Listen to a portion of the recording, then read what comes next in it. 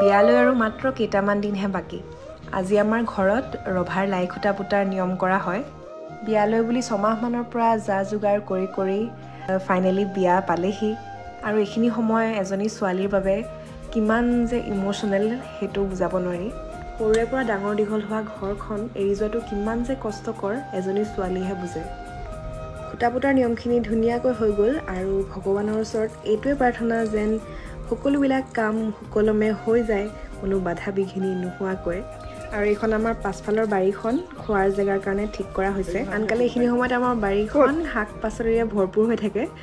ঠাণ্ডা বতৰৰ শাক পাচলিবিলাক কৰে মায়ে আৰু খুব ধুনীয়া লাগে। মই ভিডিঅ'বিলাক বনাইছোঁ আগতে বাৰীৰ পাচলি ছিঙি। এইফালে সৌজোপা ভেদাইলতা, এইজোপাও অকণমান চাফা কৰিব লাগিব, সম্পূৰ্ণ উঠাই নিদিওঁ।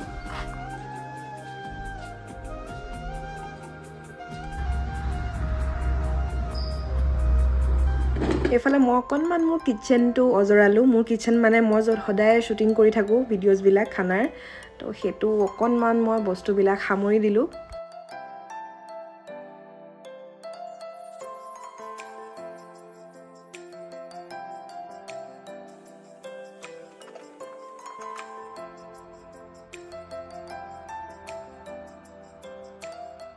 এয়া ৰুম সামৰি কৰি আজৰি। যোনকেইটা লাগতিয়াল বস্তু সেইকেইটা মই এই বক্সটোত ভৰাই লৈছোঁ। বাকীখিনি থাকিব ইয়াতে। এতিয়া আৰু ভিডিঅ'জ বনোৱা বন্ধ। এই ছেটআপটো, এই খিৰিকীখন, যোনে মোৰ ভিডিঅ' আগৰ পৰা চাইছে দেখিছে। এই খিৰিকীখনৰ ওচৰত আগতে মই খুব ভিডিঅ'জ বনাইছিলোঁ, একদম ৰং নিদিয়াৰ পৰা যেতিয়া। আৰু এতিয়াতো নতুন পাকঘৰত নতুন ছেটআপ হ'ব, গোটেই নতুন জেগা, নতুন পাকঘৰ ছেটআপ কৰিবলৈও কেতিয়া সময় পাওঁ নাজানো, কাৰণ এতিয়াতো পূৰা এমাহ দুমাহলৈ ব্যস্তই হৈ থাকিম। তাৰপিছত আচলতে এতিয়া বিয়াৰ কাৰণে মোৰ এই ৰুমটো ষ্ট'ৰ ৰুম হিচাপে ব্যৱহাৰ কৰা হ'ব। গোটেই বজাৰখিনি, পাচলি চাচলি যি বজাৰ কৰা হয়, গেলামালৰ বস্তু চব ইয়াতে ৰখা হ'ব। ৰুমটো যথেষ্ট ডাঙৰো হয় সেইবাবে। তো সেয়াই আৰু এতিয়াৰ কাৰণে আৰু বাই বাই মোৰ পুৰণা পাকঘৰটো। ৰেডি? কি বনালে চাচোন আপুনি আজি পুৰা স্পেচিয়েল। আৰু আজি আছিলে মোৰ কইনা ভাত খোৱাৰ নিমন্ত্ৰণ খুৰা খুৰীহঁতৰ ঘৰত। খুৰীয়ে এইফালে বিধে বিধে ৰান্ধি থৈছে মাংস, তাৰপাছত এইফালে মাছ বনাইছে, এইফালে পনীৰ, তাৰপাছত পোলাও বনাইছে আৰু লগতে এয়া ব্ৰেড কাষ্টাৰ্ড। আমাৰ ইমান চা হেৰি চেলিব্ৰিটি ট্ৰিটমেণ্ট চা চিচা প্লেট তহঁতৰ হেৰি পাতত। ভণ্টি কি বনালি? তই বনোৱাটোহে খাম। এইফালে মাটনো আহি গ'ল। একদম হেভি আয়োজন আজি খুৰাহঁতৰ, তো একদম খোৱাৰহে কথা আৰু।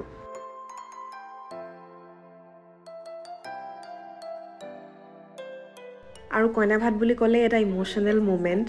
খুৰীয়ে ইমান হেঁপাহেৰে সকলোবোৰ বনাইছে আৰু যেতিয়া ইমান মৰমত খুৱাই দিছে, যিমান চেষ্টা কৰিলেও চকু পানীখিনিক ধৰি ৰাখিব নোৱাৰিলোঁ।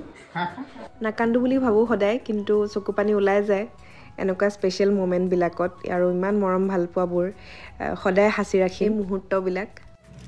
এইটো যোৱাকালি খুৰী এজনী একদম ডাঙৰ চকলেট এটা দি থৈ গৈছে, ঘৰতে বনাই তেওঁৰ চকলেট। তো এতিয়া আমি চবেই খাম।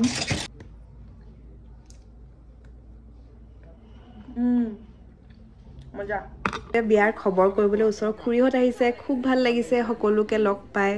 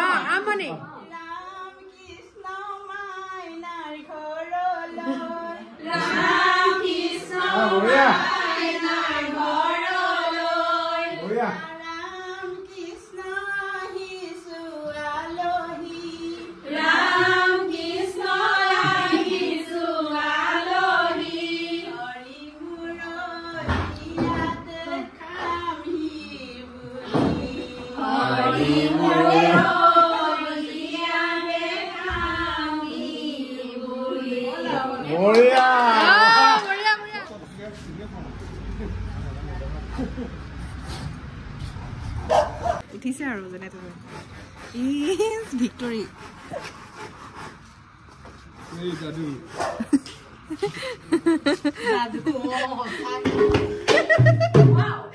এবারে বডি আরম্ভ হয়ে যা বডি স্টার্ট দে দে অনুষ্ঠান দে দে দে দে বায়ন